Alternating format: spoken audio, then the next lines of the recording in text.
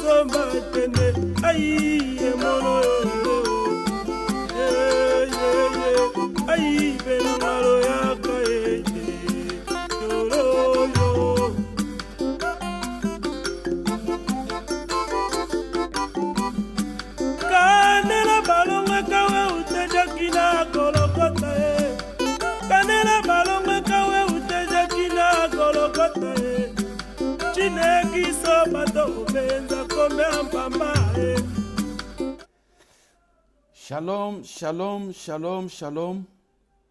Shalom les élus de Dieu. Shalom bana nzambe nyonso. Shalom les amoureux de la bonne parole. Shalom ba oyo bazana elikia epai na kolo na biso Yesu Kristo. Shalom na ba nyonso bazupe libaku ya kolanda biso na pokwa na lelo na kati ya émission na biso les temps d'Isali.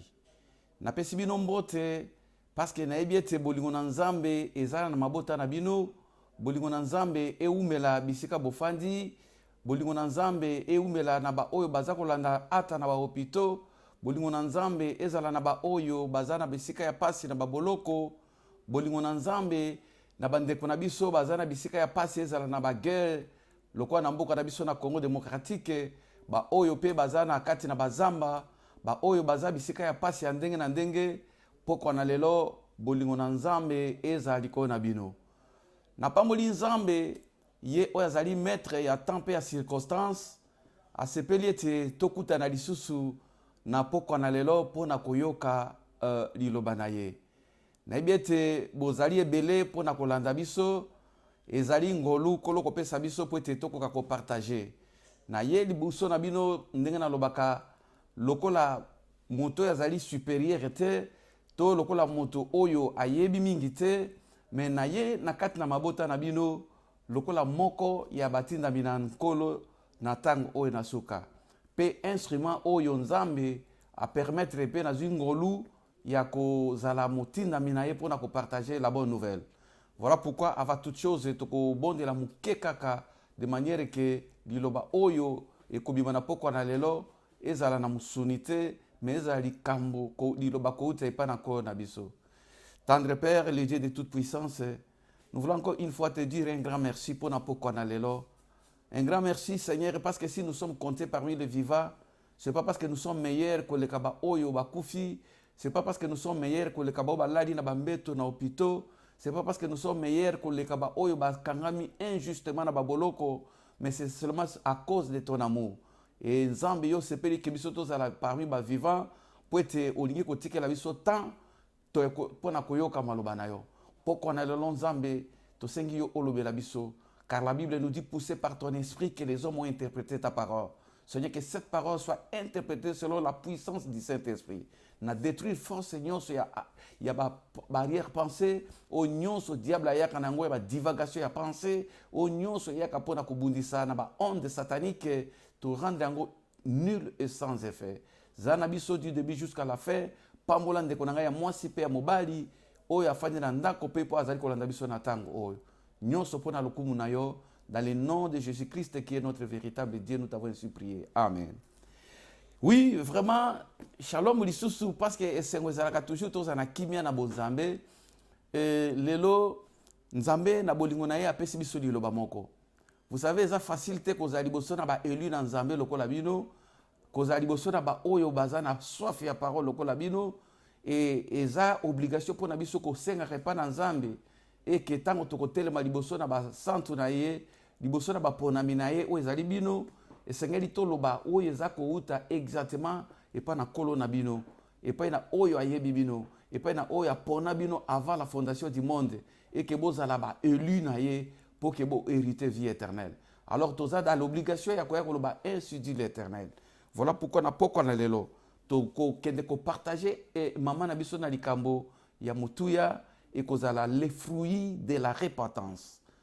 Les fruits de la repentance tope bambuma ya mbongwama. Lelo eza message moko kitoko. Et message oyo tolingi ko partager na poko na lelo nayebi ke Nzambe apesi yango parce que azana souci ya ame moko. Azana souci ya mutu moko. Azana posa akokisa plan na ye oyo nalobaka toujours le plan merveilleux de Dieu, le plan d'amour de Dieu. Posa na Nzambe d'abord depuis la création, Nzambe asalaki mutu te po asouffrir. Nzambe asalaki mutu te po amona kufa. Nzambe asalaki mutu à son image et ningi kolobaki na ba créature nyonso ezana image moko te o ezalaki important koleka yo mutu. Yango moni Nzambe azwaki temps ya kosala yo mutu na image na, c'est-à-dire apesi yo valeur, apesi yo limemia o ndenge balobaka na lingala, apesi yo kilo que ozala lolenge na yabi créé l'homme à notre image et selon notre ressemblance. Tant naza komona yo naza komona Nzambe, naza komona gloire à Nzambe, naza komona Nzambe to mona kate. Voilà pourquoi ezaka mabe tango mutu azali ko sala moninga na ye mabe ayeba ki azako sala ne Nzambe amona na kate mabe. Tango mutu azako linga moninga na ye ingeko bazako linga Nzambe oya mona na kate. Alors pour ça Nzambe ezalaki ke biso tozala toujours na gloire wana. Toyebi ndenge nini kufa ekotaki na mokili, pase ekotaki na mokili, Satan akitaki mpona kodétruire plan merveilleux ya Nzambe mpona tina na yo et puis mpona tina nga. Et depuis que Satan aza opérationnel dans ce moi, pour ça na ye ezalaka toujours biso to se séparer na Nzambe, to kabwana na Nzambe. Moto a participé te na ba bénédiction ya Nzambe. Mutu a participé te na ba promesse en Nzambe. Et Satan lokola azalaki na kati ya gouvernement céleste, ayebi projet na Nzambe, ayebi plan na Nzambe pona tina na yo mutu. Et si ko tango abimi akomi rebelle, abandi ko sala par tous les moyens que yo mutu o se rebeller de manière que ba plan na Nzambe e ko kisamate na vie na yo. Gloire au Seigneur. Atako Satan azaki na ba plan na ye ya destruction. Nzamba ye ko révéler plan ya bolingo na ye na nzela na Christ. Atindeli biso ba message o ekoki kopesa biso conscience pe ezongisa biso na bomoto de manière que to récupérer oyo Satan botolaki biso na kati ya jardin. C'est-à-dire que tango tozo tambola libanda na Nzambe eko ba Satan moto azali ko tambwisa biso ya kotinda biso mingi na ba makambo oyo lemso tokokende kosutuka na sima. Lemso zoko regretter mais pourquoi na salaki makambo? Et nous avons prendre conscience. Et tant que tu prendre conscience, il y a mabe oyo et koki ko kabole na Nzambe. Et c'est une moto a bongo la siko bizaleli dinae. Ko bongo la bizaleli wana ndeto benga ngo repentance na munoko ba payato na français. Repentance ni koloba ko bongo la makanisi na yo, ko bongo ma sima ya kotambola mabe, ko bongo ma ko zwa conscience ya malamu sima ya kotambola mabe liboso na Nzambe. Et tant que moto a bongwani, tant que moto a eu conscience, tant que moto a lingi que azongi sa relation na Nzambe, akobanda siko ko tambola na mwa misala moko boye, akozwa ligne de conduite moko, akozwa lolenge moko oyo eza ko sepelisa Nzambe. Pendant moment wana akobota bambuma oyo tobengi yango ba fruit oyo elandaka repentance, ba bizaleli oyo yaka na sima ya mutu. Tant qu'on a eu conscience, tant qu'on a eu décision, tant qu'on a eu bon moto, ya ko kabwana na Satana, tant qu'on a eu bon moto, ya ko boya ba orientation ya Satana. Okomona ke bizaleli wana sima ya repentance, ezaka ba bizaleli mosusu, oyo même bato ba yeba ki o liboso ba koki ko comprendre te. Bato nyoso faut ba noter que non, tozomona mbongoma na bomo ya ndeko mwasi, to na bomo ya ndeko mobali. E ba fruit wana, yango ndezo sepelisa Nzambe. Yango nde tokokende koyekola ngo na tongo na lelo tokotanga liboso na mokanda na Matthieu chapitre 3 na verset 4 kino na verset 10. Na lobi tokotanga na texte na biso ya liboso ekozala na Matthieu chapitre 3 verset 4 jusqu'à 10e verset. Natangi yango na kombo na Yesu. Jean avait un vêtement de poils de chameau et une ceinture de cuir autour de ses reins. Il se nourrissait des sauterelles et des miels sauvages. Les habitants de Jérusalem, de toute la Judée et de tous les pays des environs de Jourdain se rendaient auprès de lui et confessaient leurs péchés et faisaient baptiser par lui dans les eaux de Jourdain. Mais voyant venir à son baptême beaucoup de pharisiens et de sadduciens, il leur dit: race de vipères, qui vous a appris à fuir la colère à venir, produisez donc du fruit digne de la repentance. Et ne prenez pas à dire à vous-même: nous avons Abraham pour père. Quand je vous déclare que c'est de ce pierre-ci Dieu peut susciter des enfants à Abraham. Déjà la cognée est mise à la racine des arbres.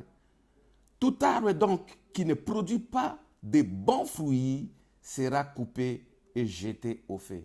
Parole du Seigneur. Et mbalamingi nde na ibisa kabino les élus de Dieu tozwaka maman na biso na likambo to thème na texte parce que derrière chaque parole il y a un esprit, il y a l'esprit de l'évangile, il y a l'esprit de Dieu qui accompagne les Écritures. Parce que d'abord, la Bible dit que c'est poussé par le Saint-Esprit que les hommes parlent de la part de Dieu. Et puis, Oye Komamaki, c'était aussi poussé par le Saint-Esprit. Nzambe ayebaki kotindi kabatoba koma makambo biso tozotanga. Et de la même manière, pour interpréter cette parole, nous devons être d'abord conduits par l'Esprit de Dieu. Et le Saint-Esprit a co-interprété exactement l'écriture Oyo ezali nakati na liloba na ye.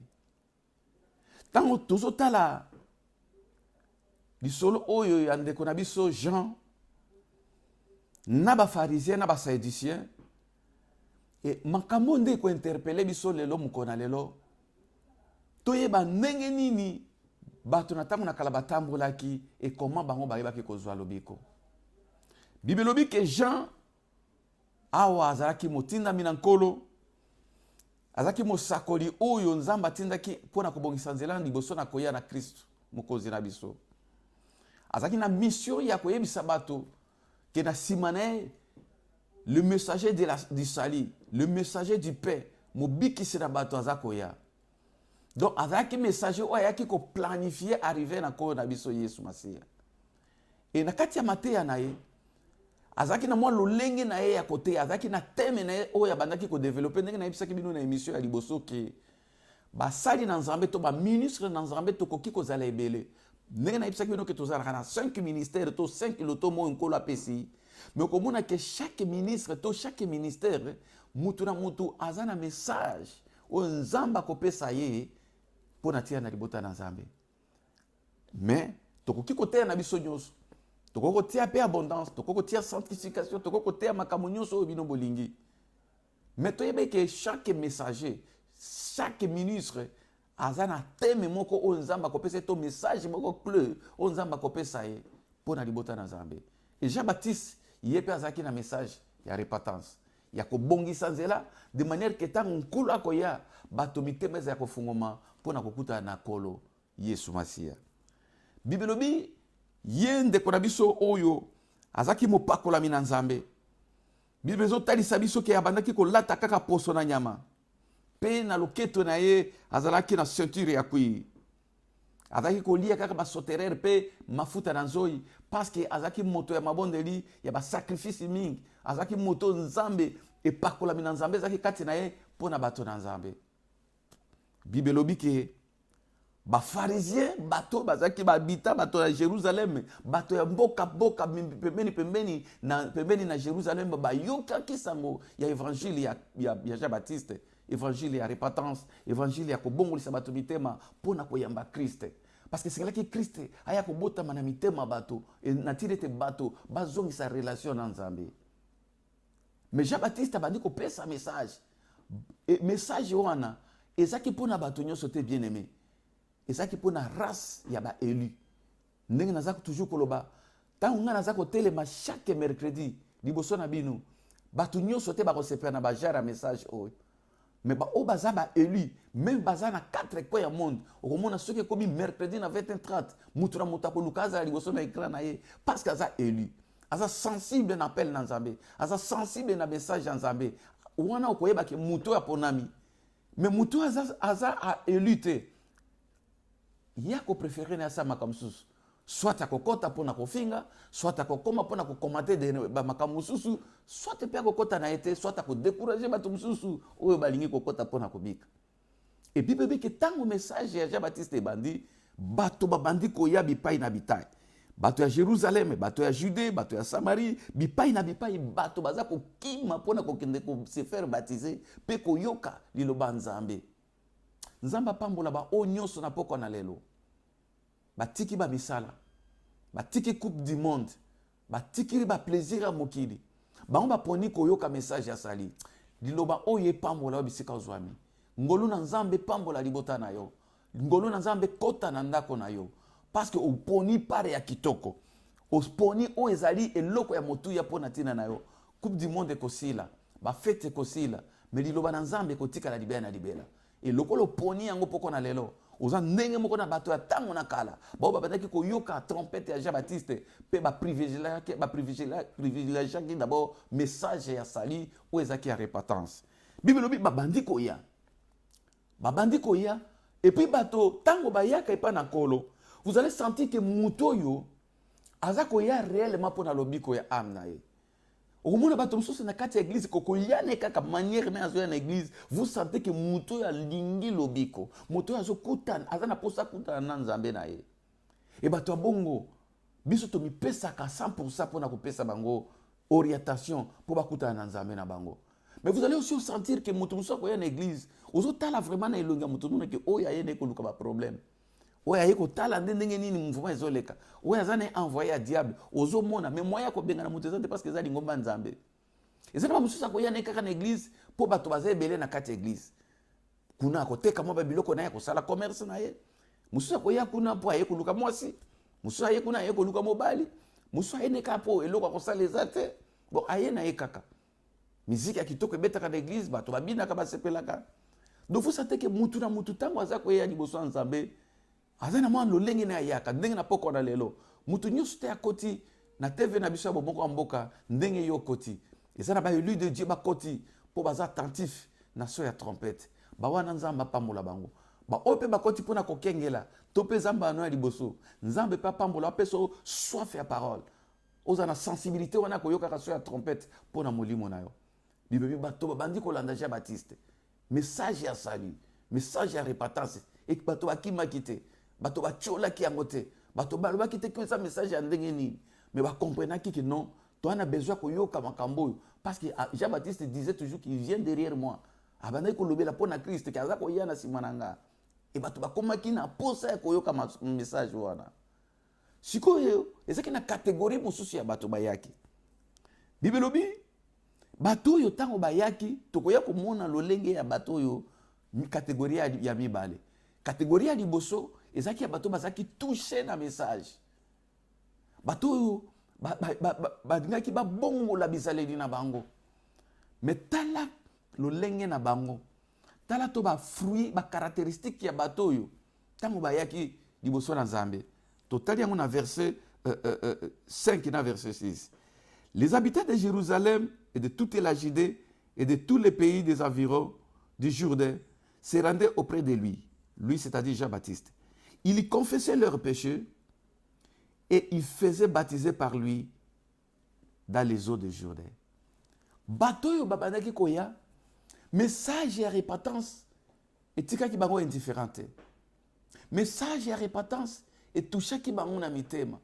Message et repentance et tina ki bango basala quelque chose. Bazwa dimension mosusu ya raisonnement. Bible lobi ke tango bazaki frappé, babandi ko confesser makambo bango basalaki. Babandi ko yambola masumu na bango. Pe ya mibale ba se faire baptiser. C'est-à-dire tala lolenge Nzambe azolinga biso tozala liboso na ye. Tango to yoki maloba na Nzambe, mutako kotikala ndenge moko te, surtout soka za élu. baeli na nzambe ntango bayokaka so ya trompete bazalaka indifférent te na maloba na nzambe. Nalandaki homme politicien moko nalingaka ye mingi azaka makasi na baproverbe alobi peuple oyo baza lokola soki balibata soki bakoba bwakeli bango mai ezokokita kaka ezokota te ata azoyoka bazobwakele mai ezokita kaka. Sadi eza na bato bongo mpe na église ata yoki liloba nzambe ndenge nini ekokota te. Omona ningisi kaka boye lokola libata ningisi baplime na ye liloba ekokokota te efanda na motema et créer quelque chose et créer remords et créer souci et créer mutu etinda mutu na repentance. Eza na bato ya ndenge wana ata obimisi ba révélation ya ndenge nini ata monte ekiti na moment ya prédication akoki pe kolela ntango mosusu na kati ya église na émotion akoki pe kokweya me ntango azotelema aningisi na ye kaka boye esili maloba wana ekokota lisusu te. Nalingi ezala bongo te mpo na yo élu de Dieu. Nalingi ke motema na yo ezala motema ya libanga te. Posa na nzambe ezaki mitema na biso ezaka motema musuni. C'est-à-dire que tango parole ye ezwi mwa esika na kati ya motema. Obandi koyoka neti muto oyo ayebi vi na yo nzoka nzambe ayebaka nde vi na biso. Bien aimé biso nyonso lelo po tosimba babible ezaka facile te. Ozokoma boye mote aza koteya okanisa neti bayebisi ye makambo na yo. C'est ça Dieu. L'air moko yoki motema esui po sa okima mais l'air moko ozo comprendre ke o eza nzambe parce que moto ayebi nga te. Tango yoki message eza kuswa na motema et que mutu na nzambe ayebi yo te etalisi ke nzambe ayebaka mitema na biso azana alingi yo azana bolingo nde pa na yo azo considérer lokola mwana akotindika siko liloba po ete ebanda kosukola motema na yo de manière que yaya kozwa esika na kati yango moni bandeko tango bayoki message ya Jean Baptiste bakokaki ko résister te. Bible bi babandi ko confesser babi non donc makambo nzoka oyo biso to bandai ko sala yango moto ezali ko bebisa biso siko Christ azako ya moi to kutana na ye ko sala te babandi ko loba makambo mabe o babandai ko sala babandi ko déclarer makambo oyo bango babandaki ko sala baboyi yango ba confesser yango pe bake ko zwa libatisi na mai. Baptême ezaki baptême ya repentance ya koboya masumu pe ya koyamba Christ oyo abandaki koya na sima. Bien aimé tango moto aza kosala repentance elingi koloba ke moto alingi abongisa motema na ye po sikoyo atikela nde Christ place na kati ya motema.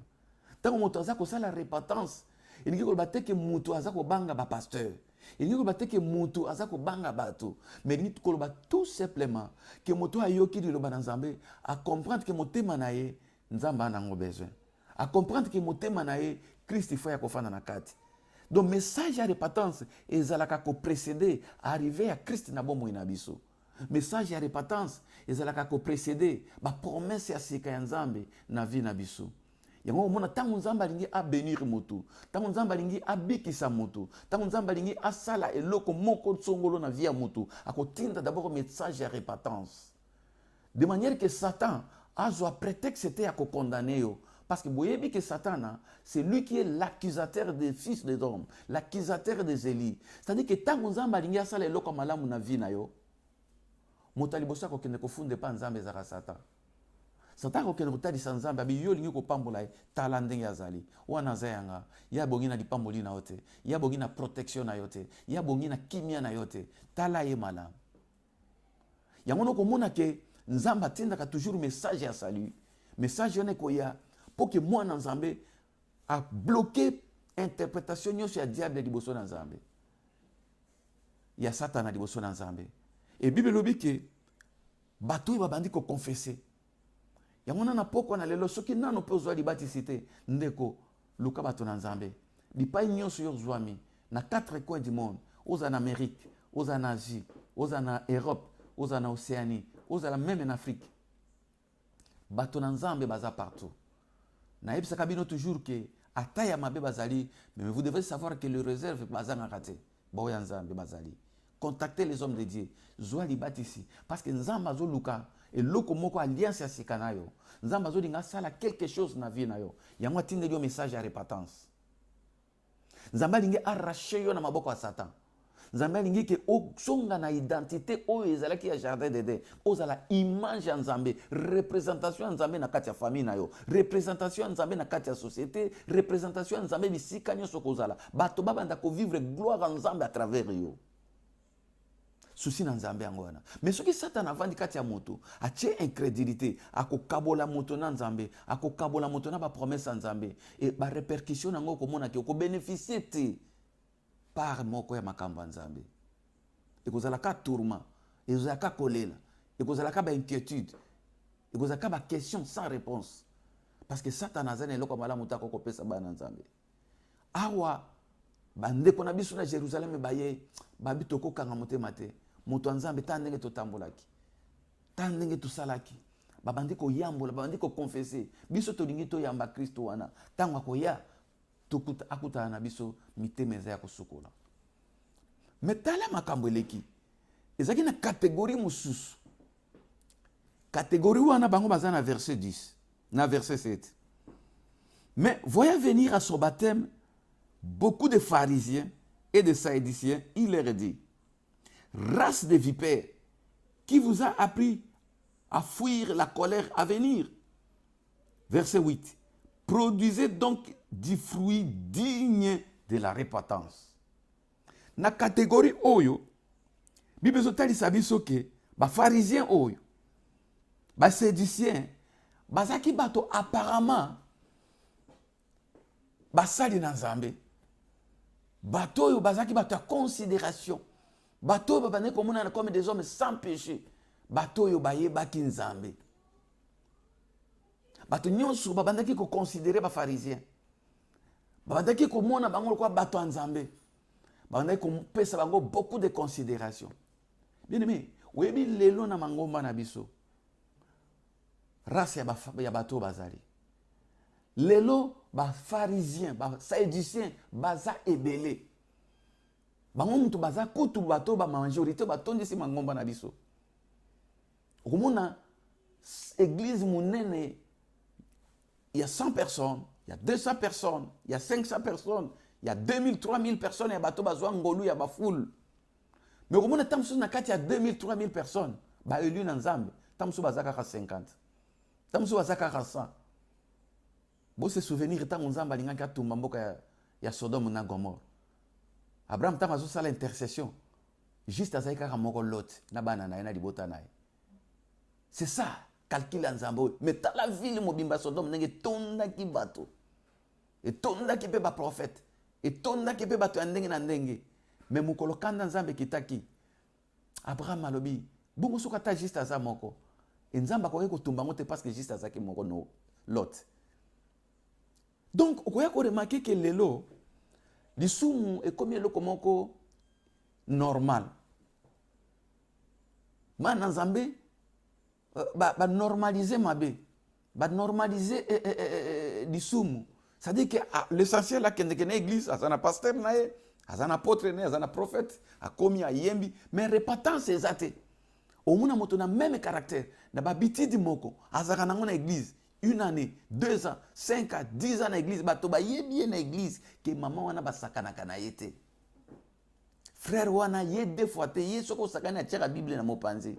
Mais ça na église, à cause appelé diacre, à cause appelé évangéliste, à cause appelé mes pasteurs, pasteur na biso ya sakana kate.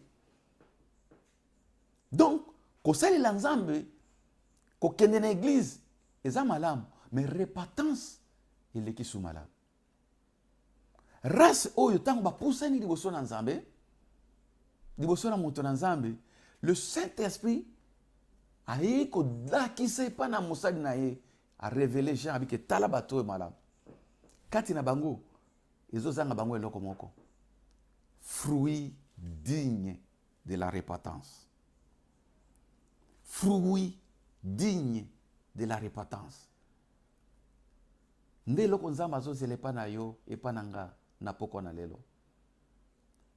Mbuma nini oyo biso toza kobota na miso ya nzambe? Peut-être na miso ya bato bayebi ke biso tokendeke chaque dimanche tofutaka ba 10 na biso, to soutenaka même ba pasteur, to pesa même ba lupango po te batongela ngo ba église. tokaba meme bambongo mpona bamission. Mais repentance eza eloko mosusu. Repentance conséquence nango ezali sali ya âme na yo. Bible lobi c'est que un homme aura semé, il le moissonnera. Ce qui yo semaka mbongo, nzamba ko pambolo na mbongo parce que zo semé mbongo na église. Ce ko sala ka misala ya ndenge nyonso na église, eza malamu nzamba ko se souvenir na yo.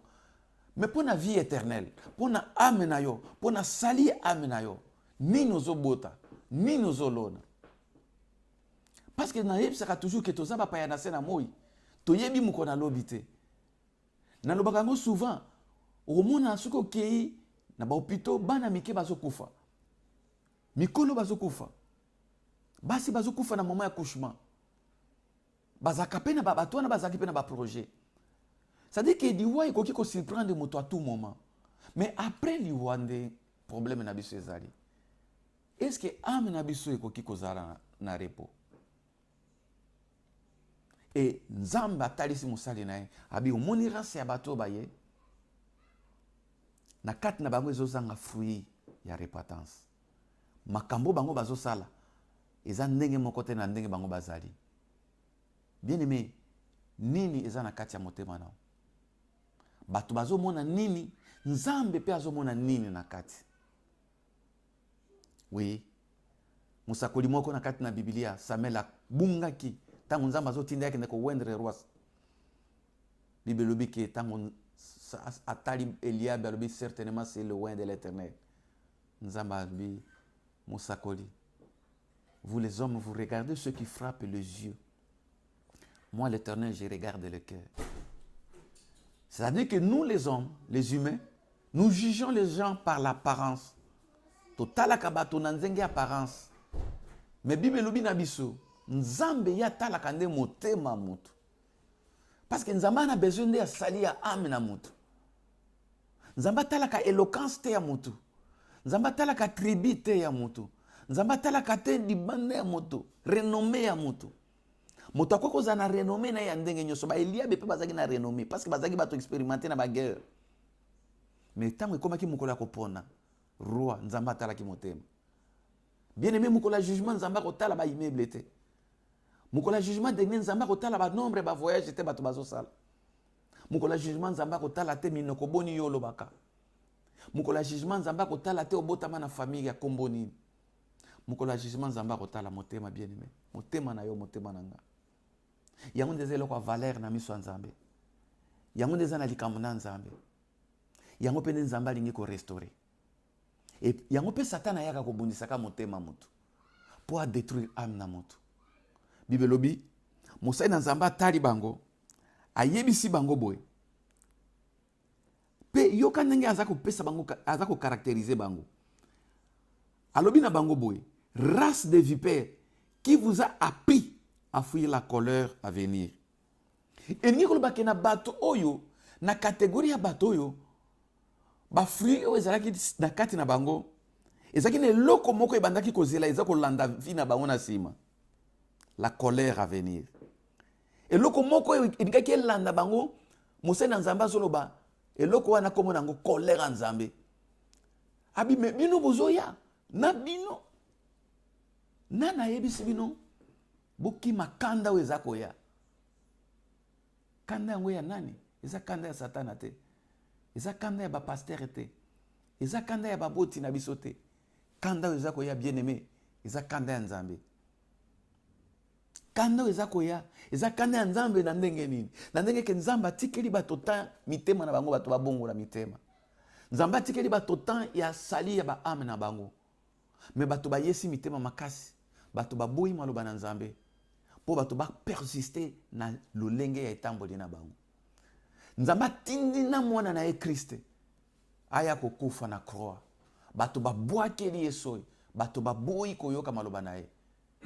Ezana mutu moko koloba ngai nazalaki na tango wana te. Yesu ye wana zolo ba travers mosali na ye. Soko yoki mongongo na poko na lelo. Oyoki mongongo na Yesu. Bible lobi prophète alobi nana yebisi bino boki makanda weza koya. C'est-à-dire que koya liboso na nzambe tango moto ayoki maloba na nzambe abongoli motema Ça veut dire tout simplement que mutu oyo aza kokima kanda na Nzambe. Toyaka na église te po tozoluka kaka mbongo. Toyaka liboso na Nzambe te po tozoluka kaka ba matériel ya mokili. Tozoya liboso na Nzambe bien aimé po na kobanga kanda weza koya. Oui, kanda na Nzambe zoya. Tant ya grâce ekosila. Tant ya sali ekosila. Ekokoma na tango mosusu bien aimé. Oyo koza tant ya kanda na Nzambe. Tant oyo Nzamba ko venger liloba na ye. Tant oyo Nzamba ko venger kufa ya mwana na ye. Parce que mwana na ye ko kufa en 20. Et maintenant, tango bato ba ye, Jean comprendre que bato pe ba kimi pe kanda Nzambe. Parce que na kati na bango, ezaki na ba fruit ya repentance te. Comportement ya bato ba yebi Nzambe ezalaki te. Ajustement ya bato ba yebi Nzambe ezalaki te. Yango bi na bino pe ba pharisien. Na yebi bino boki makanda Nzambe. Ça dit ko ya liboso Nzambe, ko se repentir lokola ba oyo bato bazaki liboso, ba habiter à Jérusalem, ko confesser, ko zwa baptême, ko tika mabe, ko déclarer publiquement mabe oyo moto asalaki. Et là qui si que moto na za zo bate. Et là qui si tout simplement moto yo ami kitisi liboso na Nzambe. Moto ya moni ki azana ina makasi te ya kobunda na Nzambe. Moto ya moni ki non nzoto na eza evangeli ya Saint-Esprit. Abi Seigneur motema na nga na pesi epa na yo. Limbisanga. Limbisanga. Natambola ki mabe papa. Limbisanga. Et tellement que Nzambe na biso sa bolingo, ye ayambaka directement bato bayaka komi kitsa liboso na ye. Bato bazoka décision ya ko se repentir, ya ko luka chemin ya sika. Kotika nzela babande kotambola po azwa nzela Nzambe. Nzamba sepelaka na bato aboy. Yo ndeko zo kanga na poko na lelo. Nayebi te nini eza na kati ya motema na yo. Nayebi te nini bato bamonaka pe nini Nzamba monaka. Mais yo oza seul devant la conscience. Oyebi ndenge nini otambolaka liboso na Nzambe na yo. Pe oyebi nini Nzamba azozela po na yo. Produisez donc les fruits dignes de la repentance. C'est-à-dire que moto azwa décision ye moko ya okende komitika liboso na Nzambe. Ya kosolola na basai na Nzambe. Nayebi ke eza facile te. Eza na bana Nzambe mingi balingaka susu makamba ko se confier na basai na Nzambe te. Balingaka susu te le lengi ya kokende ko confesser masumu na bango pa bato Nzambe parce que azalaki dessus. Je ne cesse de le répéter. Il y a toujours les vrais et il y a toujours des faux. Biso tokoki ko boya te ko kokisa liloba Nzambe. Yo luka moto Nzambe o esika yo moni ko za na confiance na ye. Kende ko confesser likambo wana eza ko ronger na motema. Kende ko confesser makambo yo fandili yango tamulai. De manière que Christ aya kokuta motema no bongo te. Ce qui pose wa libati c'était luka bato na Nzambe. Parce que mukolo aliwa yeba na kate. Na pesa ka témoignage ndeko moko na regretaka mingi pona tia na Afrique. Na Angola ndeko wana tozo tia liloba na Nzambe. Tellement ki abandaki ko sala diama serua na diama ezaki neno mingi. Ah pastor na boya kaka lobi. Ah pastor mukomoso ko mona ngaka.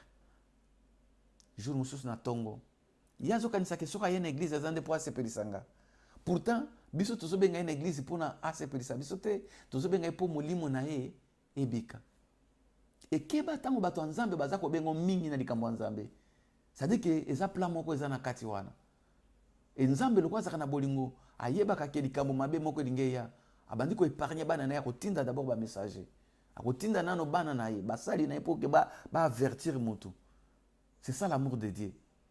Soko simbi opportunité, simbi grâce obiki. Soko bois qui c'est grâce et comme likambo na yo na Nzambe nde moko la jugement. Malheureusement tongo moko bona nazaki na voyage na zongi nazo tuna bandeko ndeni na ville babité frère moko boya kufi frère moko ya diamant ya salaka diamant ngabi kombo ni nani parce que na yeba ka bango mwa mingi batangi kombo na ye effectivement ezaki frère ona bandeko tungisa tango nyonso ko inviter tango nyonso na église ko inviter tango nyonso na ba séminaire ya bandaki ko zozongi selanga na ko seka mais ko seka nezaki ko seka ya litio ko seka ne neti azo tio la pasteur ko seka lokola azo mona nga mutu pamba ngande na zo lekisa tango na nga pamba pona ko benga e peut-être yo petang ba benga na église ba ko tindelo invitation ba ko benga séminaire ezali ba ko benga conférence ezali ozo seka ozo mona neti bazo benga yo eza pona sali na oteza nde pona ba bongisa pasteur te bien aimé ba benga mutu na église te po na intérêt quelconque eza Nzambe nde abenga ka bato à travers basali na ye. C'est-à-dire tant ozwi message moko ya séminaire, ya conférence, ya prédication, ya rendez-vous en Nzambe koyesa motema makasi te. Nzambe ayebi eloko moko eza ya nsima yango azolinga abatela yo. Bible lobi race oyo bazaki race de vipère kati na bango ezaki na fruit ya repentance te. Elingi koloba babandaki na bango kokende na batemple na basynagogue me bamakambo bizaleli babandaki kosala ezaki likambo ezaki bizaleli oyo ezaki kolakisa teke bato baza na kati na bonzambe. Tango tozosambela bien aimé ezingi tokeba na bafruit oyo biso toza kosalela oyo toza kobota, c'est-à-dire comportement na biso liboso na Nzambe, attitude na biso liboso na Nzambe, langage na biso liboso na Nzambe, yango nande bambuma.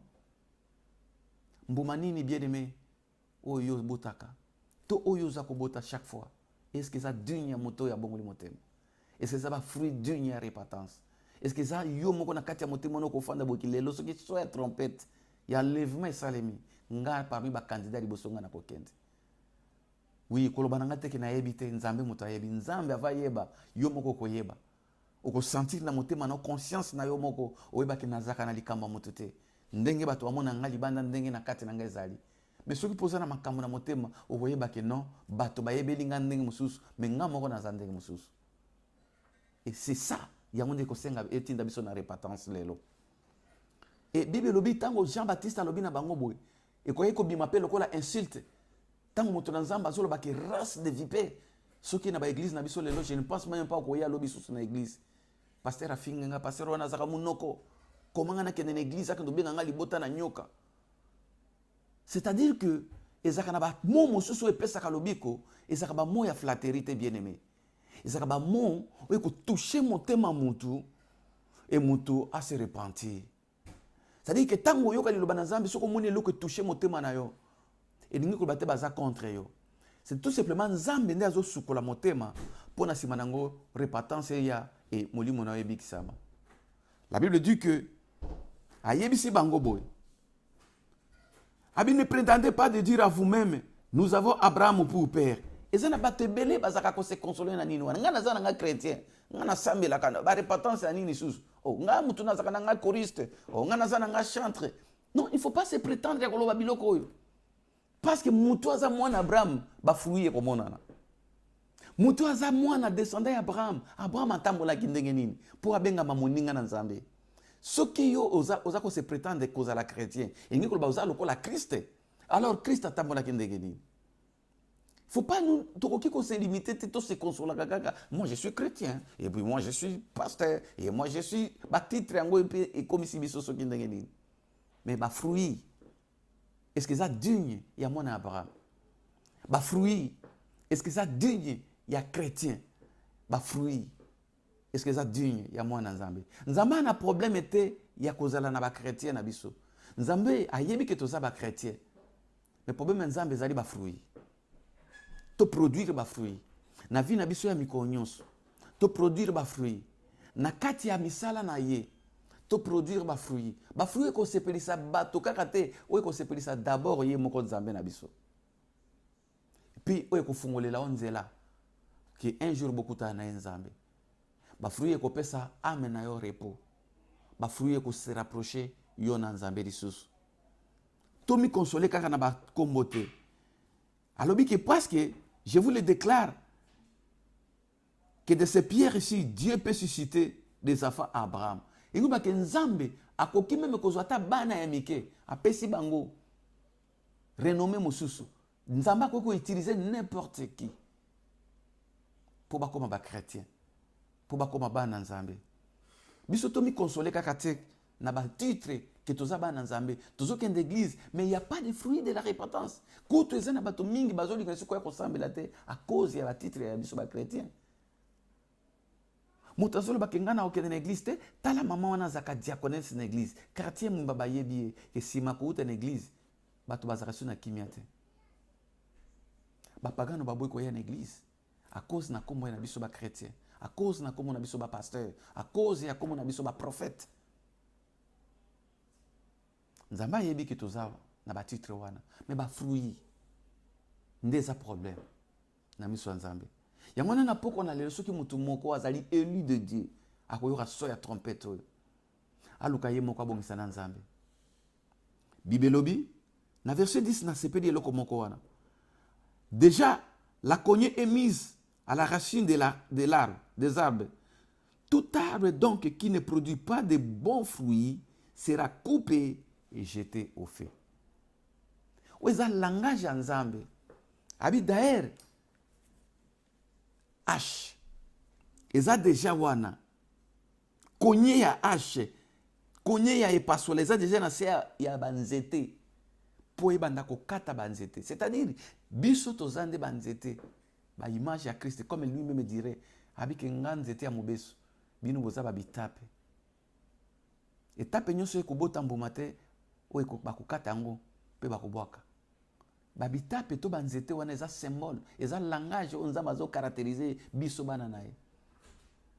Toza na kati ya bilanga. Nzete na nzete esengeli bota mbuma o ekosepelisa Nzambe. Muko mususu je me souviens Christ azo tambola yo kiposa ya mbuma.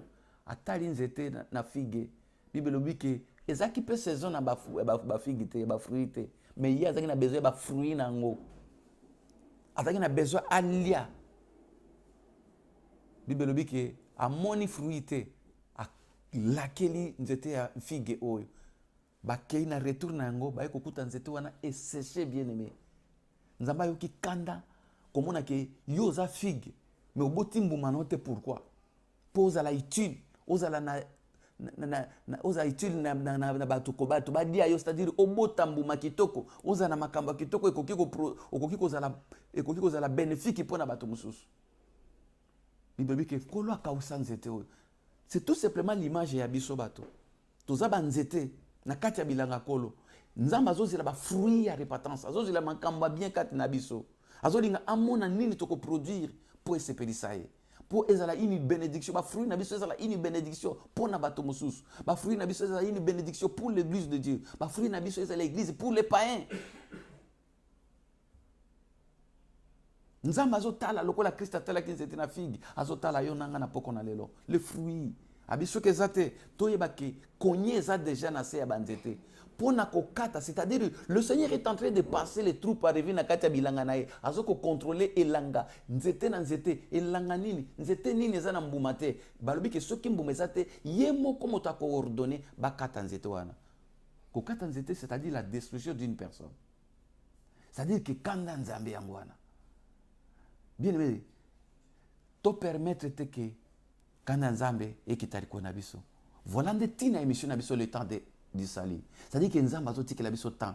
Moto ayoki boy habite tete.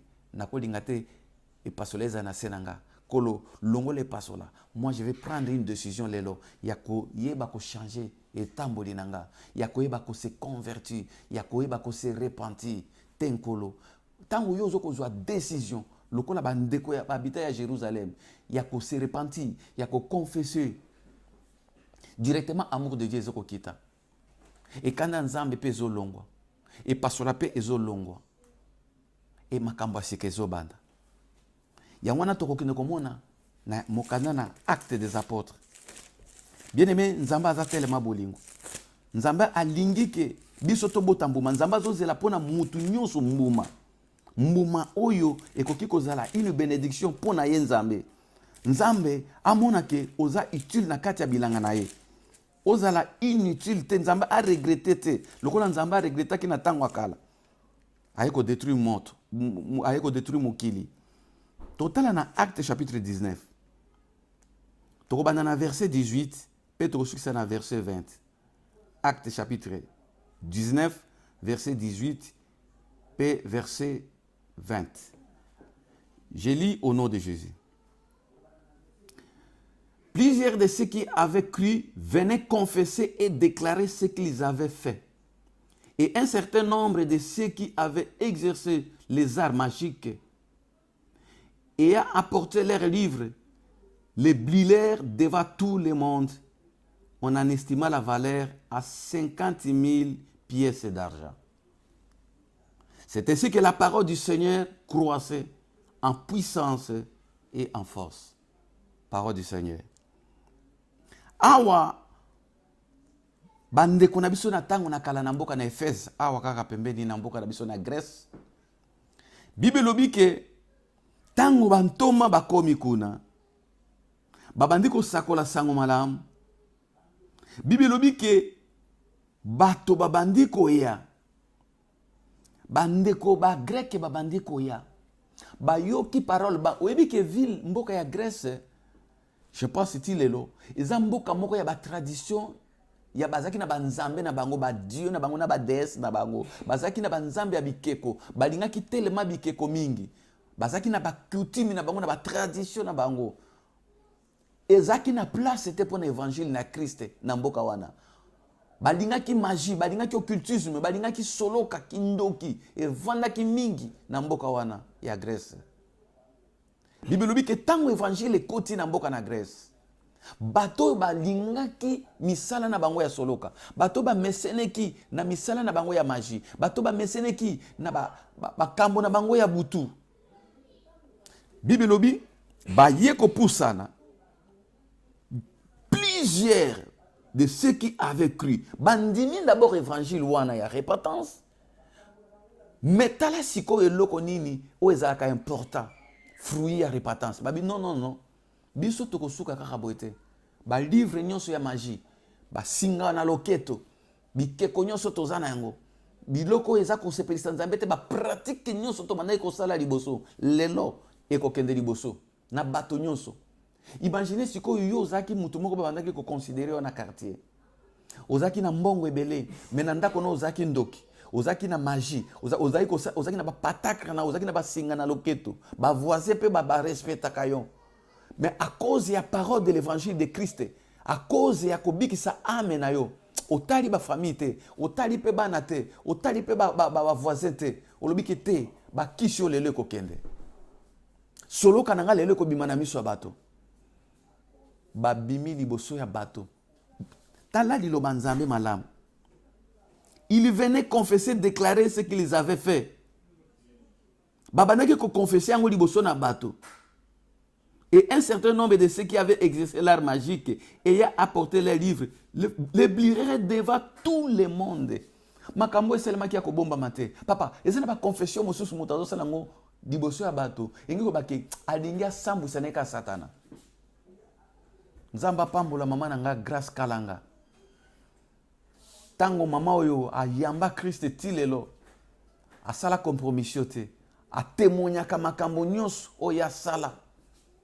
Na tango wana poke yo na ngato yeba misala ya satana ezana bato mingi soko akutani na nzambe ayoka susoni te ko bangana zaki ndoki ngana ministère na ngana kutana na bato mibale mwasi moko mobali moko ba ya penza boye ye moko na église abi papa na lingina tika kindoki yango bondela nzambe no ngabi oh nini lakisi ke yo zaki ndoki abi ngana ebi na biso ke na zandoki bonini lakisi ke ngaso na bondeli kindoki ko sila abi papa to yeba ka bato nzambe ya solo no ya lokuta na lembi kindoki oyo eza facile te ko déclarer publiquement eza facile te ko bimisa wana nde ba fruit vraiment digne ya repentance ko bimisa makambo oyo moni ke ekoki komema ameno na lifelo ko bimisa makambo oyo moni ke satan bandaki ko nyoko lokati na vino tangulaye oyo bandaki ko séparer yo na bolingwa nzambe eza facile te ko bimisa bakisi pourtant bato bayebaki yo ke mosantu na église. Et ça facilite ko kende ko solola na pasteur na yo. Pourtant pasteur abandaki ko se confier dans l'église. Okoyoka peut-être son. Pour na kende ko solola na pasteur pour na considération, mais luka pasteur mosusu. Oya yebi yote. Oya yebi makamu na yote. Bazali na zako yebi sabino ki bazali. Kende ko confesser na poko na lelo. Luka o libérer motema na yo. Luka bongisa na nzambe. Soko okoka ko déclarer ngo publiquement te lokola bande ko na biso Efeze. Luko kende ko confesser ngo ta cachette. Luko kuta na bato na nzambe na cachette. Nzambo amona kana secret ko zana yo. Confesser bien-aimé. Kotika te mabe ekomela yo na kati ya likambo. Kotika te suka ya vi na yo okota mabeli na kati ya likambo. Luka bato na nzambe produire ba fruit d'une repentance. Bato ba ko sala ngo na miso bato. Babimisi ba livre na bango ya magie, ba livisi ba biloko na bango nyonso ebandaki komema bango na occultisme. Ata soko za moto na nzambe, yo prêcha kame oza ndoki, yo prêcha kame oza na magie, Yo prêchaka monsieur simbi eloko moko pona succès po bato ba ya ebele. Fula bato ba ya. Okoma pe na renommée. Obanda ko kwisa bato. Obanda ko sala soki bandenge nini. Osimba na cabale juif. Okota na kati na puissance occulte. Oya na ngona église. Bato bazako kwa bazokanisa kenguye na Saint-Esprit. Oyoki liloba ona poko na lelo. Mon frère bien-aimé prédicateur. Bongola motema kaka. Zwa décision le ko kende ko zongisela moto wana ba pentacle na ye ya ko zongisa biloko yo simba ya ko zongisa ba chemente ba gourmette ba biloko ya satan o eza na ndako na yo o tie na kati église nzambe zongisa ngo lelo dans le nom de Jésus eza faveur nzamba sali po ko kabesa jo koyoka soni te ndeko na ngai koyoka soni te molimo na nzamba asunga yo o confesser pe o se repentir ozaki diacre mozaka ndoki na kati église bayebaka te tika ngo lelo ozaki choriste oyaka ozana patacle na oyembaka po bato bayoka mongongo na lokola sirène lelo produisez donc des fruits dignes de la repentance bato bamonaka ntango yozoyemba bazokanisa ke Saint-Esprit mais yo yebi ke ezaka Saint-Esprit te bademo ya sirène balata yo lelo zwa décision ya se repentir produisez donc des fruits dignes de la repentance obiki samoli muna bawe basala ki yango na miso bato mais yo poko ko sala ngo cachette oki ko sala ngo pe luki moto nzambe moko ya cachette nzamba za toujours fidèle bibelobi bandeko babikisaki milimo na bango yango na biso lokola banzete on reconnaît un arbre par ses fruits ndenge nzete nyoso yeba na kana bambuma biso toko yeba ne pa nzambe kaka na bambuma o toko bota bien-aimé toko yeba ne pa na nzambe ke toza bana na ye na mbuma na hypocrisie te tokoki kozala hypocrite te liboso ya nzambe nous ne pouvons pas être des hypocrites dans l'église de Dieu. La Bible dit on ne se moque pas de Dieu. Ce qu'un homme aura semé, il le moissonnera. Dieu nous fait grâce, il nous envoie des messagers, il nous envoie des pasteurs. Effectivement, bazotina ba pasteur était pour na végétarien, mais seulement pour na ba âme. Christ est mort pour ton âme. Ba ndeko moko ayebisa kinga bi moto mobimba kufa pona lobiko na ngai nangona ko sakana na salite moto akufa bien aimé pona yo moto mona bato akufa pona yo Christ est mort pour toi. Voilà pourquoi ce soir le kozo yoka mongongo nanga n'endurcis pas ton cœur. Saisis cette opportunité, saisis la grâce, saisis la faveur de l'Éternel. Sala lokola bandeko oya Grèce. Répands-toi sincèrement de la magie. Répands-toi sincèrement de l'occultisme. Répands-toi sincèrement de la sorcellerie. Répands-toi des œuvres mortes. Parce que tu ne sais pas ce qui peut arriver demain. Nous avons un Dieu de bonté, un Dieu d'amour, un Dieu miséricordieux, un Dieu compatissant. Il est tellement lent à la colère et riche à beauté.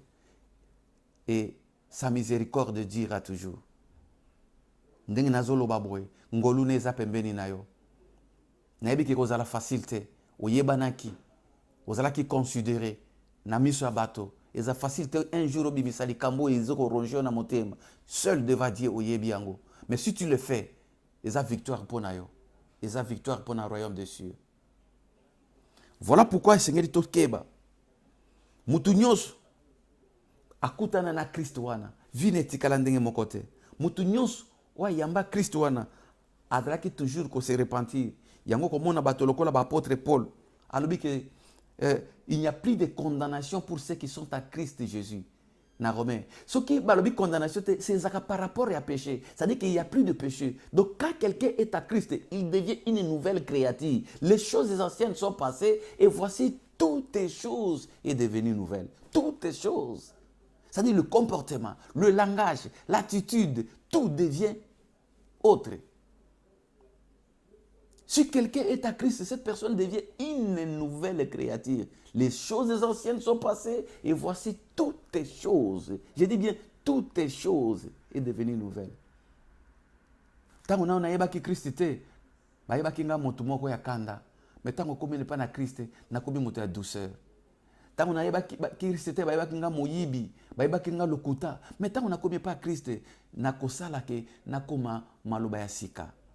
ntango nayebaki kriste te nakendaki na ndako ya banganga koluka elevation na mosala, koluka kisi ya mbongo, koluka kisi ya mibali, koluka kisi ya basi. Me ntango naye koyeba kriste, saint esprit moto akomemelanga mbongo, saint esprit moto akomemelanga mobali, saint esprit moto akomemelanga mwasi, saint esprit moto akomemelanga bana. Toutes les choses bozwi na nga nyonso ezouta de la part du Seigneur. Toutes les choses na vie na nga comme une nouvelle. Même pensée na nga comme une nouvelle. Ba pensée na nga eza toujours ya kosala malamu. C'est ça le fruit de la repentance. C'est ça où nzamba zozela kati na biso ke tobota comme mbuma. Et ngiko ba ke soki mota comme pas Christ, identité na peut changer. Manière na ya kolobela peut changer. Manière na ya ko vivre changer. Oyebi tango apôtre Paul akutana kina nzambe liboso bazobenga Saul mobomi persécuteur ko panza basi ya zemi ko bimisa bana. Mais Bible lobi ke tango akutani na Christ, abi tout ce que moi j'ai regardé comme un gain, je le vois maintenant comme une perte à cause de Christ. Abi makambo nyos na ndo sepela na ngwana ko boma, ko nyokola bato, ko kotsa bato na prison. Kokosela bato makambo ebande ko sepelisa motema nanga sikoyo na komo mona ngolo lokola salite lokola eloko nyei poke na mona kaka nkolo na komo yinango. La repentance etindaka moto ayina mabe, ayina passé na ye, ayina makambo sataba na ko salela ye, azo regretter que pourquoi na mitika ki na maboko satan à cause de Christ. À cause de Christ bien-aimé. On regrette makambo to salaki. Webi makambo susu orotala ke ndambo tunazaka doke so na zui salaire nanga, il faut sila na bandumba, il faut sila na masanga ndena koma ndako. Metango moto akomi pas Christ, akoma mona ke salaire na ina fait du mois, atie na mesa mwasi na bana. Basali bi yango ba programme ya famille. Atango wana nde moto regretta kame mbongo nyonso na bebisa na baba, mbongo nyonso na bebisa ngo na ba disco, mbongo nyonso na bebisa ngo na makambo izanga tina. Yako kende ko bwaka ngo po ba lancer ngal soki ndenge nini. So na sele la kangwa ta pona église nzambe. Soki na tongela kangwa ta ba temple. Soki na futela kata ba tona nzambe ba voyage missionnaire. Yango no mona ba to mususu tango se repentir bozuna e komi nzambe. Biloko na ndako e komi nzambe. Ndako na e komi sika ba sali na nzambe. Asepela ka ba to nzambe ba ya. Parce que ndako ne tonda ke kaka na ba to kotonga. Siko e komi ndako ba to nzambe nde ba kendeke. Ba camarade ne komi ka ba na nzambe. Toutes choses est comme une nouvelle. Famille est comme une famille en Zambé. Langage naïe est comme un langage en Zambé. Donc plusieurs confessés na mokana na Luc na acte, plusieurs bayaki ko confesser pe ko déclarer ce qu'ils avaient fait. Babana ki ko renoncer na mabe oyo publiquement. Na basali na Zambé. Bien aimé, la Bible dit que confiez-vous à ses serviteurs.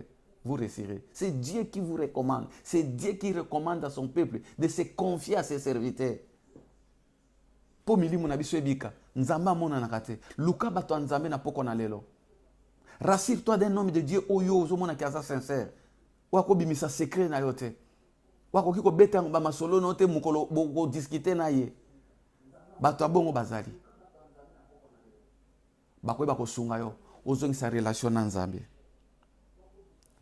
Na prédication passée na ibsa kibino bomona ki Bartimée oya yebana ki azaki un financier de talent batunyo so bayeba ki mais mukolo akutana ki na Christ tala ba fruit ya repentance aye liboso na bato abingane nazana zaki moyibi tala bozui nazwaki yango na ndenge ya mabe lelo nazo zongi sango ba oyo na salaki mabe nazo ke futa ngo x4 tala ba fruit ya repentance et banda yamba Christ. Est-ce que ce confessable makambo wana? Est-ce que ce produire ba fruit ya repentance? Parce que makambo zande ya ba fruit, ko produire nde ba fruit. Ko tali sabato te mais ko tali sanzambe ke voilà na sala yango po na yo nzambe. Na sala yango parce que na lingi na banda une vie nouvelle na yo. Na sala yango po na bangi bato ya mokilité, na bangi pasteur te, mais na yango liboso na yo nzambe po mulimu na ngai bika. Bien-aimé, et sengeli toyeba ko sala lokola Bartimée. Tokende kotanga tosokende na malembe mutu moko oyo azako yoka liloba oyo nayebi ke Eli moko na poko na lelo azo yoka ngai nzamba sunga yo po ete o produire ba fruit digne ya repentance. Tokokende kotanga na mokanda na Esaïe chapitre 15 chapitre 1 verset 15 jusqu'à verset 20. Esaïe chapitre 1 verset 15 ti tokosukisa na verset 20. Ésaïe chapitre 1er verset 15 tokosukisa na verset 20. Je lis au nom de Jésus. Quand vous étendez vos mains, je détourne de vous mes yeux. Quand vous multipliez les prières, je n'écoute pas. Vos mains sont pleines de sang. Lavez-vous, purifiez-vous. Ôtez devant mes yeux la méchanceté de vos actions. Cessez de faire le mal. Apprenez à faire le bien. Recherchez la justice. Protégez l'opprimé. Faites droit à l'orphelin. Défendez la veuve. Verset 18. Venez et plaidons, dit l'Éternel. Si vos péchés sont comme les cramoisis, ils deviendront blancs comme la neige. S'ils sont rouges comme la pourpre, ils deviendront comme la laine. Si vous avez de la bonne volonté et si vous êtes docile, vous mangerez les meilleures productions du pays. Mais si vous résistez et si vous êtes rebelle, vous serez dévorés par le glaive, car la bouche de l'Éternel a parlé. Nadingara verset mingi.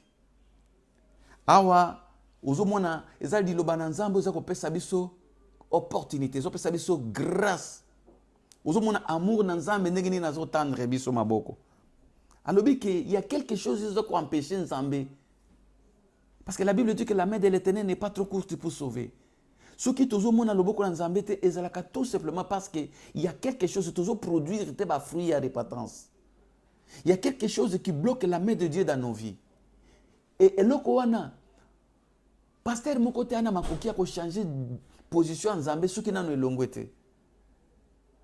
Prophète mon côté ana makoki ko changer position Nzambe ce qui loko wana nano tobongi cité na Nzambe parce que nous prions, c'est Dieu qui fait le reste.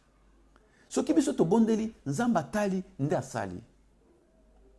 Donc muto ya bekisaka, muto ya pambolaka, muto ya salaka, tout ce que vous voulez, c'est Dieu. Mais à travers ses serviteurs. Abi a confirmé comment le ba sali nae.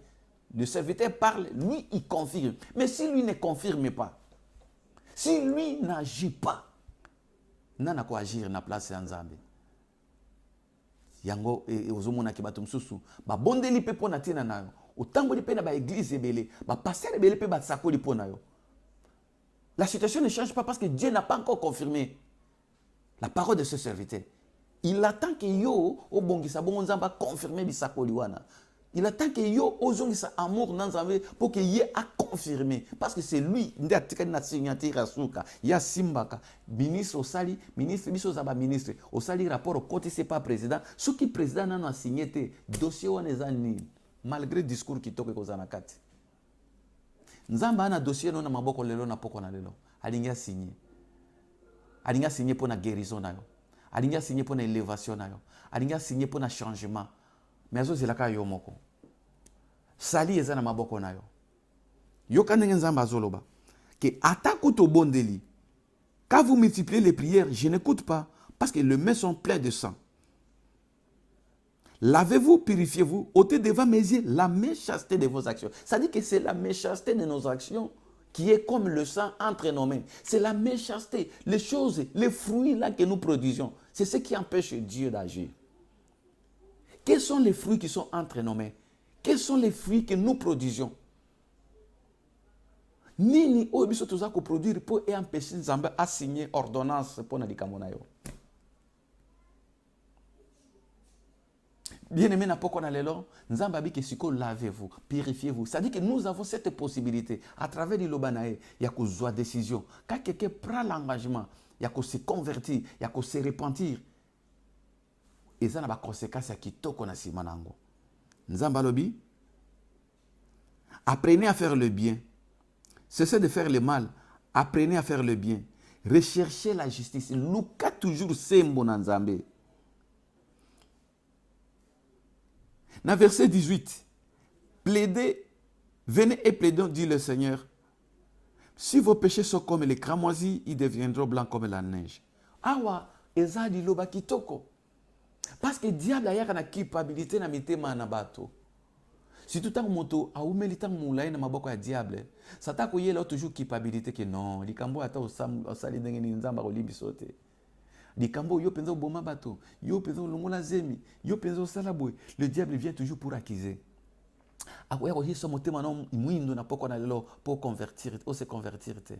Mais nzamba pesi yo assurance. Alobi boye, yaka toloba likambo yo nanga. Ata kutu masumu yango eza mwindu lokola ngola, ya komisa yango pembe lokola lipat, lokola neige. Bato baza na poto awa, bo baza na Europe bayebi neige tango ekoyaka na décembre.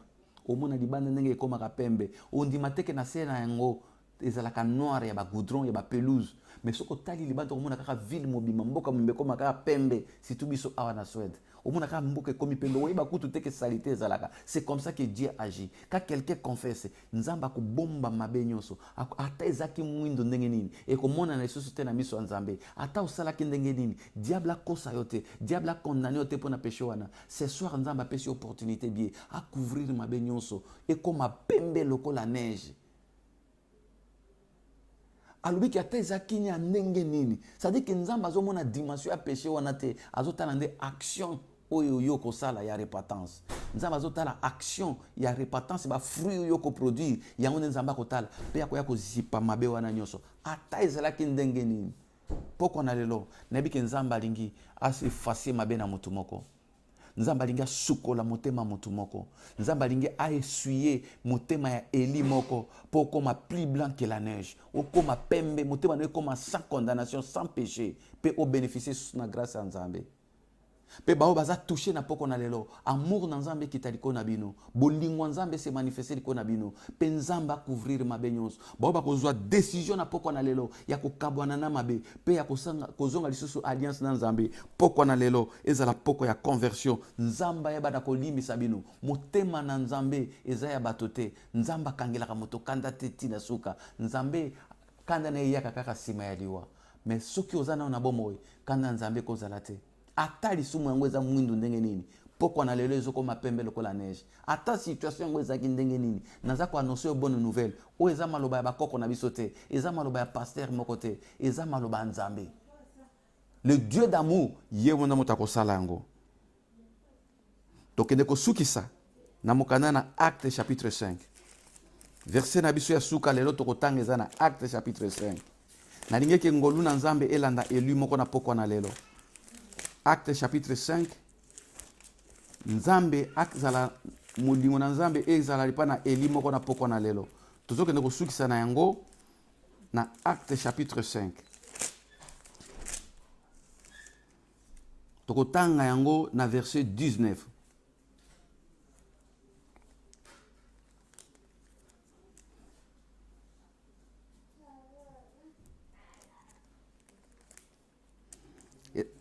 Soki ezana Eli moko azoyokanga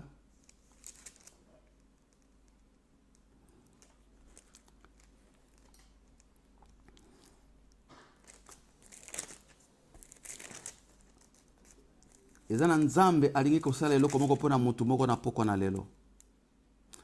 Acte chapitre 3 verset 19. Acte chapitre 3 verset 19. Bokolimbisanga muke Acte chapitre 3 verset 19. Acte 5 qui mais Acte 3 19. Yoka ndenge liloba na Nzambe zoloba na biso. Repentez-vous donc et convertissez-vous pour que vos péchés soient effacés. Repentez-vous donc et convertissez-vous pour que vos péchés soient effacés. Awa Nzamba za kotalisa biso. Repentance na conversion. C'est-à-dire que pour ma benyonso elongwa, elimwa, ezo senga mutu a regretter d'abord ma benae. Pe moto azwa décision ya kotika bongo Nzambe ako effacer. Ko effacer ringi koloba bazui gomme na sepelaka na nzembo moko ya frère Lifoko. Alobiki na vie tozala lokola tozotambola na crayon na gomme. C'est-à-dire tango sali mabe oyebi ko effacer osengi bolimisi Nzambe a effacer yango obandeli une nouvelle vie. Et pas Nzambe zaka bongo. Parce que mutu moko aza parfait azate. Parce que totambola ki na ba erreur rebelle. Mais Nzambe na poko na lelo azana besoin ki azongisa bolingo na kati na biso. Apesa biso grâce ya sika ya kotambola. alobi ke temps ya réfléchissement eya kati na biso, temps ya lipamboli eya. Soki tokosala yango temps mosusu ya sika ekozala, temps oyo ekopesa biso bomoko na Nzambe, temps oyo ekopesa biso lisusu ba nouvelle opportunité, temps oyo ekopesa biso une nouvelle vie, temps oyo ekopesa biso ba orientation ya sika, temps oyo ekofungolela biso ba porte ya sika bipai Satan akangaki à cause ya désobéissance na biso, temps oyo ekopesa biso grâce ya sika. C'est-à-dire que tant que moto aza ko se confesser, pe tant moto a se convertir, Nzamba yeko changer tant mususu na vie na ye. Nzamba yeko pesa ba opportunité mususu. Nzamba yeko fungola ba porte ya sika. Nzamba yeko pesa kombo ya sika. Na mutu nyonso oya koyoka message na poko na lelo. Nzamba pesa ta ya sika. Ta ya kimia na motema. Ta ya condamnation ezalate. Ofandi bozoka kimia na motema. Ozolala boyo ozolala na kimia, bozo ozozwa bozino ya kimia. Oyebi ke richesse ezokota na ndako noza richesse ya kimia, eza ya escroquerie, euti na magite, euti na kisite. Oyebi ke osimba kikisite poke lelo ozala na kati ya ndako ya libala. Bolingo za nango na mobali no eza bolingo euti epa Nzambe. Ba memaki epa na banganga te poko kendo kanga mobali wana. Soki osalaki yango masere kendo zongisela nganga kisu wana. Soko ozaki na nzela ya kokende lelo tika loba Kristo nde azala kati ya motema na yo. Ta ya sika eya. Sala sikoyo tout au produire ba fruit digne ya repentance. Soko botolaki mobali ya bato. Loba ne peke lelo papa zonga epa mama bana na. Soko botolaki mwasi ya bato. Loba ke mama lelo esili na yo kili loba Nzambe na lingi na bikisa molimo na nga. Soko zwaki mbongo ya bato kende kofuta yango. Soko zaki na likambo moko ekokai ko empêcher yo lakisa ba mboma ya repentance lelo. Soko zwaki eloko ya bato mokolo nango ayebaka te, luka moyo okutana naye. Soko salaki likambo moko salaki yango nde mabe pona Nzambe, luka na basali na Nzambe. Bolingo na Nzambe kozala kati no. Nalingi na bondela pona moto aza touché na poko na lelo. Nalingi na bondela pona eli moko oyo azui décision ya ko se convertir. Pour que temps ya réfléchissement et ya likolo na ye. Et sika ozali kanga miso na yo, tia loboko no kaka na motema, tika telefone na yo, tika television na yo, tika ordinateur na yo koloba, yoka nini tolingi kobonde na poko na lelo. Bibelo biki atako masumu yango ezaki mwindo lokola ngola, Nzamba na kapasité ya kokomisa yango pembe lokola neige. Bibelo biki temps ya réfléchissement ezako ya nalingi na bonde la poke mawa na Nzambe kitaliko na yo. Nzamba peso ba opportunité ya sika, Nzamba fungolelo ba porte ya sika. Kimia na Nzambe elanda libota na yo. Tendre Père Nzambe na bolingo, le Dieu compatissant, aux lents à la colère riche à beauté. Ba nyonso ba yaki pe na Nzambe moko te atzonga ki lodenga yaki. Omoni libota na poko na lelo. Ba yoki so ya trompette. Ba yebe ki Nzambe za ko benga bango. Ba lingi ko se convertir na poko na lelo mawana ekita Seigneur. Olimbisa moko na moko. Olimbisa parce que vous êtes Dieu d'amour, Dieu de bonté, tu es là la colère riche à bonté papa. Makila no Christ tangaki na croix pona masumu na biso. Makila no esopanaki pona ndeko nanga moko waza koyoka nga na poko na lelo. Oya simbi motema na ye, wazali ko regretter le tamboli na ya kala. Makila no etangaki Nzambe pona kobikisa ame na moto moko azoyoka nga na poko na lelo. Ngolu no ekita, faveur no ekita, olimbisa bango na kati na makila no. Bipai nyonso bango bazwami, bao ba okende ko confesser pa na ba pasteur, ba koluka ba sai non Nzambe, mawana yo ekita. Bao nanu kutu bakete, ba zui décision. Seigneur, le temps seulement ba zui décision, ya ko se convertir, mawana yo ekita. Saint-Esprit la tamite manabana na yo. Otia crainte du péché, pe soif ya parole, afin que tout les canatins et rafraîchissement. Na pamboli yo Nzambe, pour te ko sala yango. Dans le nom de Jésus qui est notre Seigneur, Tolobi, merci Seigneur Jésus-Christ. Amen, amen. Nzamba pambola yo eli na Nzambe. Nzamba pambola yo muto lekisi tana yo merveilleux pona koyoka liloba oyo ndeko na ngai au père de loko moko te nebi ki bolingo na Nzambe eza toujours kati na yo. Bolingo na Nzambe oyo bato mingi bazomona yango lokola eza mate ya koyoka te mais yo komona ba fruit na yango okomona ke Nzamba azaka mosika te sima ya prédication ndenge nini na ko changer vie na yo. Ataku tutotie loboko te ozana musika mais tu vas sentir que Nzamba azana kati ya chambre na yo azabi sika yo zali pe yende moto ya desidaka pona vie ya bato ako décider pona vie non na poko na lelo. Soko zali awa na Stockholm, soko zali awa na kati ya Swede, luka biso. Numero ya biso ya telefone ezali wana, okobenga na bomoko ya mboka, upe kobenga na numero oyo ezali affiché ya kato solola. tobondela pona tina na yo totalisa ndenge nini kozongisa relation na Nzambe bongo yo mona siko vie na yo ndenge nini ko changer parce que Dieu est fidèle à sa parole kokanga motema te makambo na yo ezali ya yo une troisième personne kozaka Nzambe biso tokosunga yo kozongisa ka relation na Nzambe yaka kobanga te satana kanga motema na yo te benga biso tosunga yo pe tobondela pona tina na yo sozo senga ki tosungona mabondeli tokosungona mabondeli ezala ya jeune ezala ya délivrance Nzamba kozana biso elongo pe ye akolimbisa parce que ça Nzambe fidèle quand il le promet yeba ke Nzamba za fidèle akosalango akosukola mabe nyonso pe akokomisa yo pembe koleka kutu neige bolingo Nzambe ekose manifester na vie na yo oko récupérer o nyonso satana botolaki yo voilà eloko Nzamba aseki biso na poko na lelo tozala bato toko produire ba fruit digne ya repentance na maloba na biso na etamboli na biso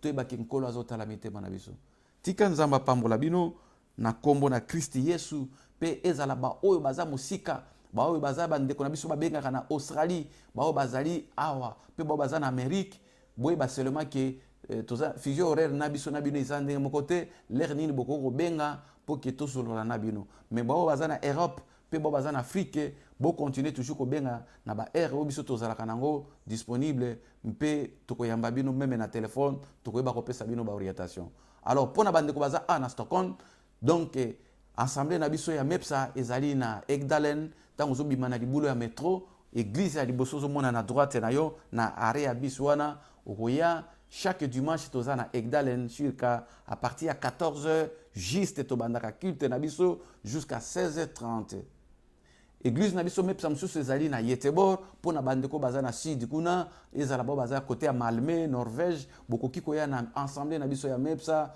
na Yetebor bango pe basambelaka de 14h jusqu'à 16h30 ba coordonnées na biso ezana bomoko mboka bobenga pe Nzambe akweba kopambola bino mingi pona kosukisa Nzambe apambola équipe technique mobimba apambola papa na biso digital Momo pe apambola mama na biso Pauline mama oyo asa dédié pona kosunga basali na Nzambe pe aza ko participer pona réussite ya mosala oyo Nzambe apambola pe mwana bango ya mwasi na bosanite kopesa mbote na chéri na ngai l'évangéliste Sephora bisika wapi aza na tango azokamba ensemble na biso ya Yetebo pe na basali na Nzambe nyonso na Stockholm pe ya mboka mobimba ya Suède pe bisika nyonso basali na Nzambe bozwami na 4 coins ya monde na pamboli Nzambe pona tia na bino na pamboli ba pasteur nyonso ya Angola pe ya ensemble na biso ya MEPSA na Angola